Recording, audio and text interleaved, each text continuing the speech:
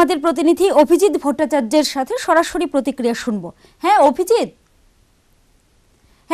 তুমি শুনতে পাচ্ছো আমার কথা? হ্যাঁ, শুনতে পাচ্ছি।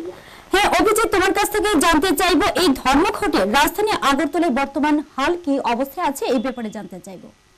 দেখো, এখন পর্যন্ত যা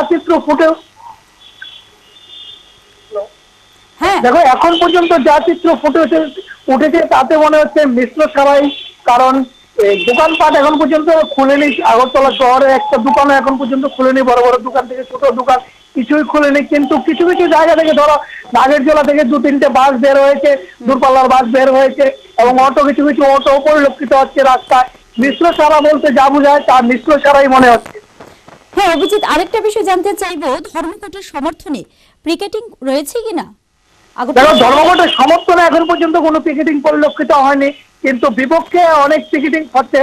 বিপক্ষে ধরো ডিএমএস এরও পিকেটিং দেখা গিয়েছে রাস্তায় ধর্মঘটের বিপক্ষে। পাশাপাশি বিজেপির তরফ থেকেও মিছিল, 2-3টে মিছিল পরিলক্ষিত হয়েছে শহরে। মিছিল করে যাচ্ছে ওরা বন্ধের বিপক্ষে। কিন্তু পক্ষে এখন পর্যন্ত কোনো ধরনের মিছিল দেখা যায়নি, এবং যা শোনা যাচ্ছে যে পক্ষে কোনো ধরনের পিকেটিং কিছু করা হবে না।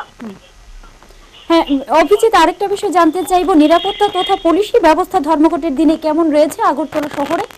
এবং নিরাপত্তা ব্যবস্থা কঠোরই রয়েছে। প্রতি মোড়ে মোড়ে রাজ্য পুলিশ, টিএসআর এর পাশাপাশি সিআরপিএফ ও কিছু কিছু জায়গায় দেখা গিয়েছে। আর কোনো অপ্রীতিকর ঘটনা, কোনো খবরাখবর এখনো পর্যন্ত? না, সেরকম কোনো কিছু এখন পর্যন্ত খবর পাওয়া যায়নি। সেরকম অপ্রীতিকর ঘটনার কিছু খবর এখন পর্যন্ত পাওয়া যায়নি। মিশ্র সারা বলতে যাবো, মিশ্র সারাই।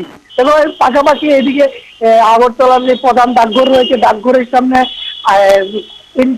ইনটাকের ব্যানারও লাগানো হয়েছে, ইনটাকের ফ্ল্যাগ লাগানো হয়েছে। বন্দর সমর্থনে গেটে বন্ধের পোস্টার লাগিয়ে দেওয়া হয়েছে, এবং পাশাপাশি দরজা বন্ধ করে দেওয়া হয়েছে মেন পোস্ট অফিসের আগরতলা শহরে।